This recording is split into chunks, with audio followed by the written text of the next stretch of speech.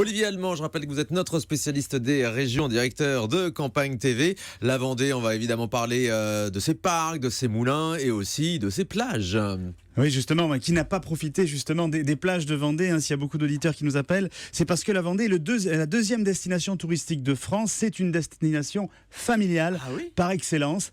Il faut savoir qu'elle accueille environ 5 millions de touristes chaque année. Alors pourquoi ? Parce que justement, il y a 250 km de côte atlantique et une durée d'ensoleillement qui avoisine les 2300 heures par an, ce qui confère à la côte vendéenne le surnom, on va dire, de côte des Lumières. Pas mal. Deuxième destination derrière la Côte d'Azur, j'imagine. Exactement. On peut citer les stations balnéaires les plus connues, évidemment les Sables d'Olonne, qui verra cet hiver, le 6 novembre, le départ du Vendée Globe Challenge. Saint-Gilles-Croix-de-Vie, qui est le premier port sardinier de la façade atlantique, ou Saint-Jean-de-Mont et sa fameuse plage des oiseaux.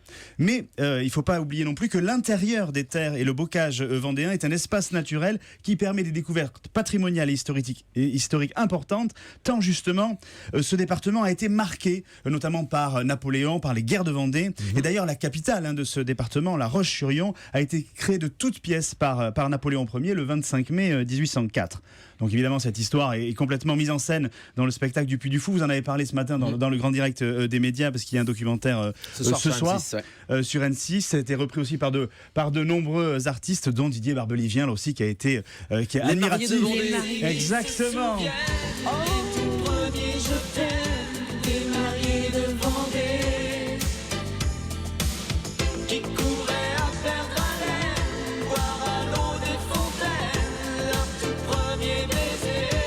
Oh, j'adore, ça nous rappelle des souvenirs.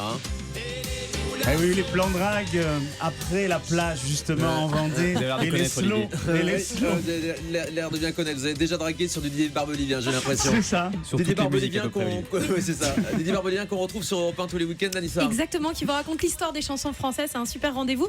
Et si vous l'avez loupé ce week-end, vous pouvez toujours le réécouter en podcast sur europe1.fr dès maintenant. C'est une bonne solution.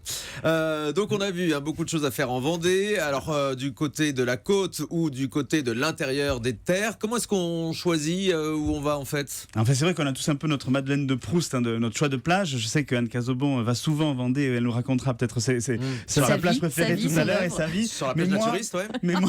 Mais moi, j'ai un petit faible, en tout cas, pour le village de la Tranche-sur-Mer, qui est au sud du département, qu'on surnomme aussi la Petite Californie. Alors pourquoi on la surnomme la Petite Californie ? Tout simplement parce que elle a 9 km de plage exposée plein sud. Donc pour parfaire votre bronzage, Thomas, et pour vous détendre au soleil, c'est l'idéal. Et en plus, vous pourrez admirer au loin les contours de l'île de Ré. Moi, je trouve qu'elle a toujours, en tout cas, ce petit village, un caractère insulaire, quasi insulaire, et une véritable authenticité avec ses maisons blanches et au toit en tuiles. Alors Anne, je sais pas, vous, votre plage préférée ? Alors moi, j'adore celle de la Faute-sur-Mer. C'est une plage qui a été abîmée par Xynthia, mais c'est une grande dune, c'est une mini dune du Pilat en fait. Et rien que de savoir que la première serviette la plus proche de la vôtre est à 500 mètres à gauche et à 500 mètres à droite, rien que pour ça vaut la peine d'y aller. Ça change de la Côte d'Azur. Ok, oui. Alors c'est sûr, tout au long de ces côtes, vous pouvez pratiquer tous les sports d'eau et vous trouverez là aussi le moyen de pratiquer du surf, du kitesurf, de la planche à voile, du stand-up paddle et du char à voile sur vraiment toute la côte. Mais moi, j'ai vraiment un bon plan et vraiment je l'ai pratiqué pour pouvoir justement découvrir cette immensité de la côte vendéenne. C'est de la survoler en ULM. Alors il y a plusieurs bases et il y a deux types d'embarcations. C'est soit un pendulaire pour un maximum de sensations, c'est celui que j'ai fait. On a l'impression vraiment d'être Diabolo et Satanas dans Les Fous du Volant. Je sais pas si vous pouvez vous projeter, mais c'est vraiment ça. Ou soit pour les moins courageux, il y a un autogire où là aussi c'est un peu plus stable. Alors c'est vrai qu'il y a beaucoup de sensations et je vous conseille justement la base d'Henri Gréau, qui est moniteur qualifié sur la base de Torigny. Il faut à peu près là aussi compter 70 € la demi-heure, mais c'est vrai que on a une perspective qui est magnifique et puis évidemment le frisson est garanti parce que si vous êtes suffisamment courageux, vous pouvez même faire plusieurs loopings. On peut faire vraiment. Ça fait pas peur ? Écoutez, non, très honnêtement, mais c'est vrai que ça surprend parce que vraiment c'est instable, mais par contre c'est une sensation qui est unique, ça je vous le garantis. Oui, et une vue absolument magique, j'imagine. Vous avez déniché un village typique également dans la région. Ah, là aussi, moi j'ai un petit coup de cœur pour une cité de caractère qui est à 20 km du littoral. C'est le petit village d'Apremont, qui est niché dans un écrin de verdure, qui est traversé par la Vie. Alors la Vie, c'est un tout petit fleuve côtier.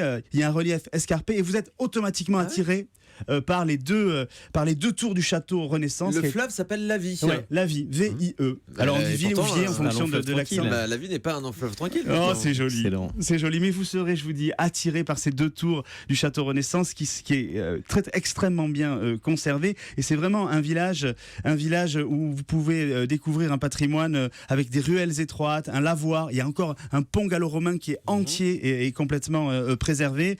Et justement, moi je vous conseille de faire le tour du château, du chemin de ronde du château pour justement surplomber la cité et avoir une vue panoramique garantie.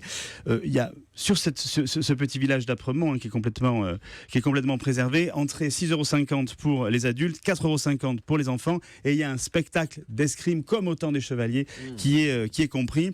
Et si là aussi vous voulez vous dégourdir les jambes, il y a deux sentiers de randonnée, 3,5 km, 8 km, qui permettent justement la visite et le tour du lac d'Apremont qui est à proximité du château.